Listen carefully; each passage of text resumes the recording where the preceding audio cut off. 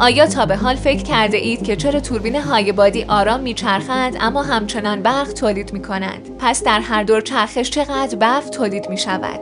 در واقع بیروی باد با چرخاندن پره‌ها آنها را به حرکت در می‌آورد. سپس سرعت چرخش توسط یک گیربکس افزایش یافته تا با سرعت ژنراتور مطابقت پیدا کند و در نتیجه خروجی با فرکانس و ولتاژ پایدار به دست آید. معمولاً خروجی یک توربین بادی حدود 2000 کیلووات است. این توربین در هر دقیقه 17 بار میچرخد و در هر ساعت میتواند 2000 کیلووات ساعت برق تولید کند که معادل مصرف روزانه 11 تن زغال سنگ است. این توربین ها از دوست داران محیط زیست و منابع انرژی باد به شمار می روند. حالا که صحبت از انرژی بادی است، آیا واقعاً هرچه باد قوی تر باشد بهتر است؟ در واقع اینطور نیست. پره های یک ژنراتور معمولاً حدود 80 متر طول دارند. وزن هر پره حدود 12 تن است. اگر چنین پره سنگینی با سرعت زیادی بچرخد، به راحتی ممکن است پره ها شکسته یا حتی آتش بگیرند. بنابراین هنگامی که سرعت باد بیش از حد زیاد می شود، پره ها زاویه خود را تنظیم می کنند تا وضعیت خود را مقابل باد تغییر دهند